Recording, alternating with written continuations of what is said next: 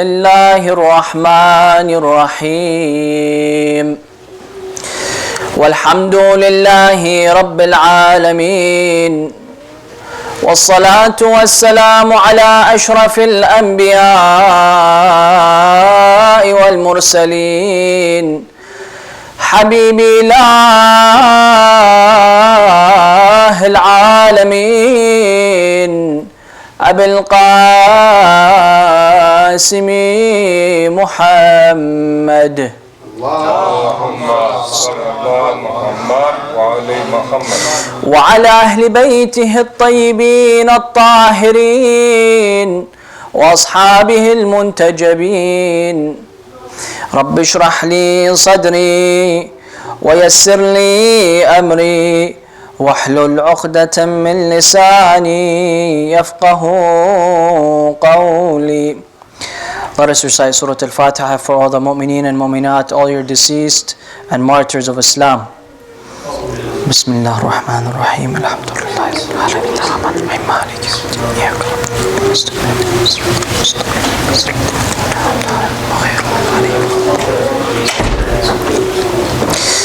قال الله جل وعلا في محكم كتابه الكريم بسم الله الرحمن الرحيم ألم أعهد إليكم يا بني آدم ألا تعبدوا الشيطان إنه لكم عدو مبين ونعبدوني هذا صراط مستقيم.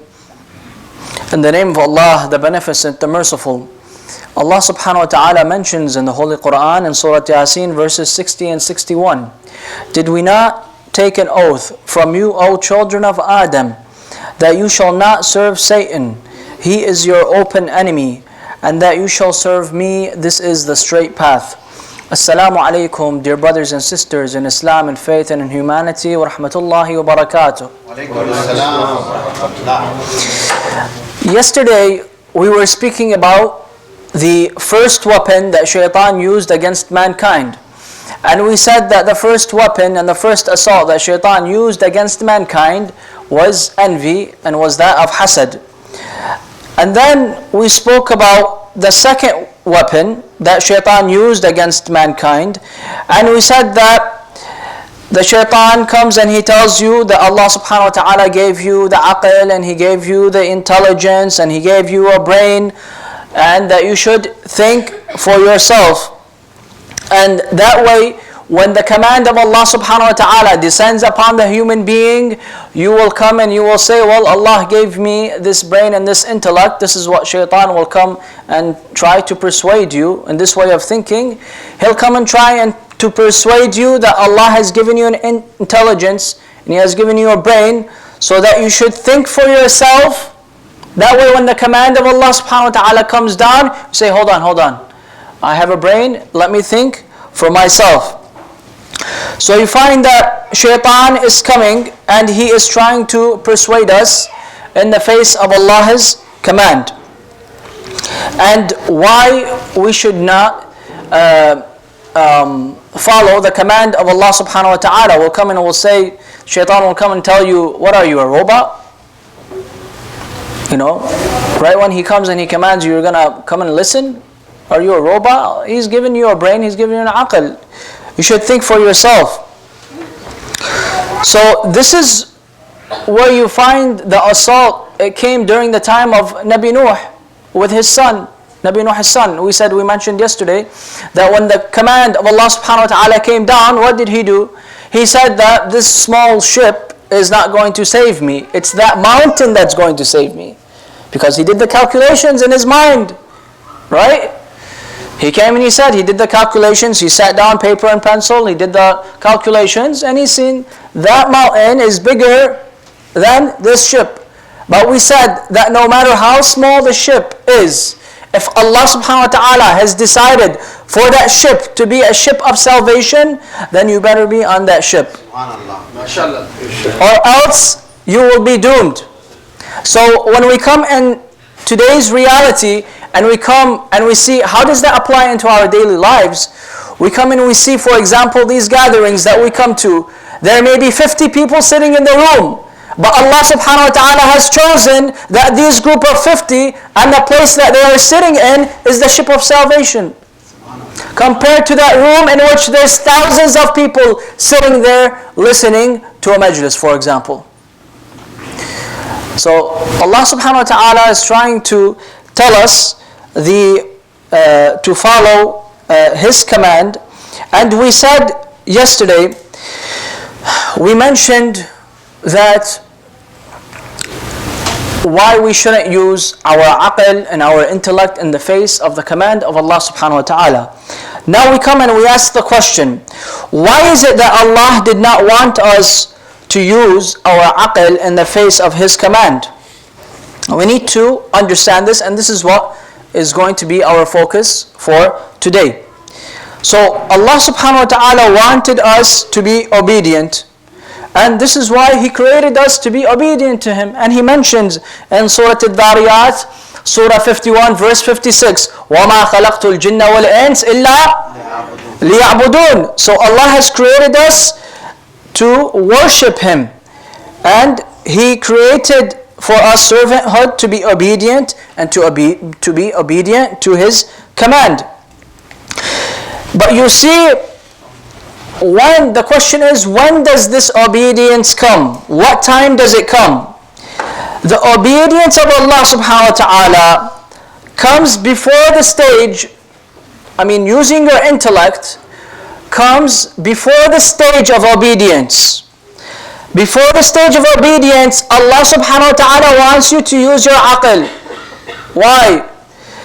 Because before you follow the commands of Allah, before you get to the stage of following Allah subhanahu wa ta'ala, He will tell you, I gave you your aql, so you can reach the stage of obedience and recognize me through your aql. This is where we come and we use our intellect. Because Allah did not say, don't use the aql, and because He gave us this aql, but there's a time and place to use it. So we're saying that we should use our intellect before the stage of obedience. And you should use your aql to know who Allah is. You should use your aql to know what the truth is, and use your intellect to know who Allah is.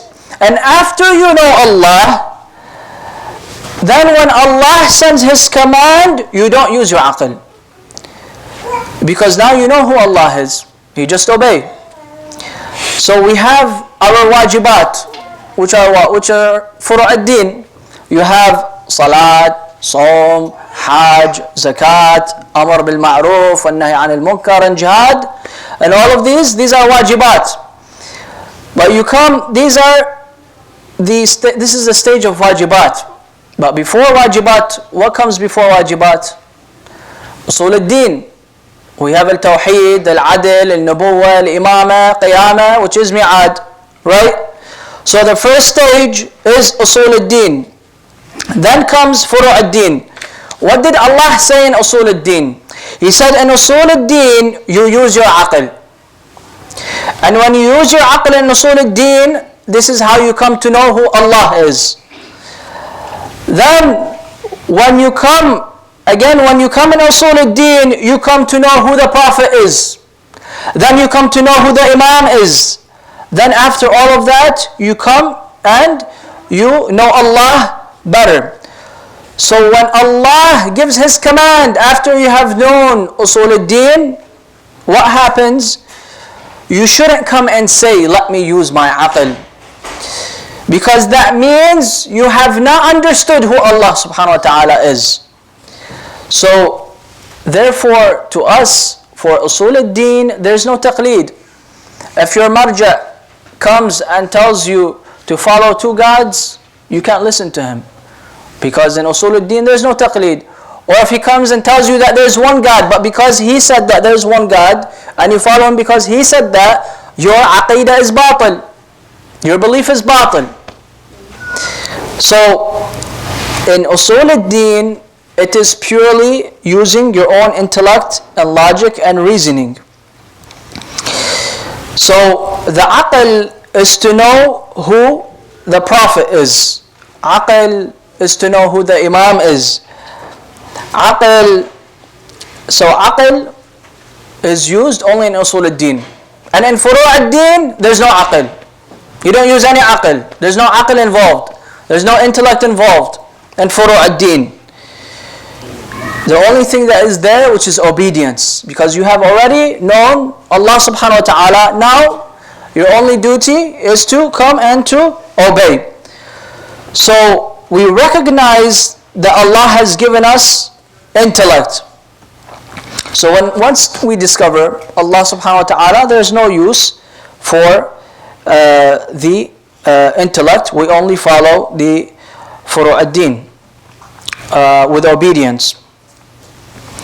But if you will come and not follow the command of Allah subhanahu wa ta'ala, then that means you have not understood who Allah subhanahu wa ta'ala is. And we haven't recognized who Allah subhanahu wa ta'ala is. For example, when you come and you have read the whole Quran, mashallah, we're almost up to half of the Quran. So you read the whole Quran. Now you come and you read the Holy Quran. What does Allah subhanahu wa ta'ala do? What's His style in the Holy Quran? You come and you find that Allah never commanded the people to believe in Allah. He never ordered mankind to believe in Him. You find that when there is an amr, a command to believe in Allah, who does Allah command in the Quran? He says, Ya ayyuhalladhina aminu, aminu. O you who believe, believe. Who is He talking to? He only comes and He commands the mu'mineen. He never came once in the Quran and commanded the non-believers to believe in Him. Because where Allah says to the mu'mineen to believe is because He knows that they have already come to the conclusion that Allah subhanahu wa ta'ala is the Lord to follow, and they will follow. And we said in the previous lectures that Allah, when He comes, He does not impose His decision on others. Another example is when Allah subhanahu wa ta'ala comes, and just to stress the point that Allah subhanahu wa ta'ala doesn't order the people to believe in Him, you will find that in the Holy Quran, what does He do? Allah speaks about Tawheed, for example. When He speaks about Tawheed, He doesn't come and say, you have to believe that I am the one God, the one and only. How does He come and show this to the people?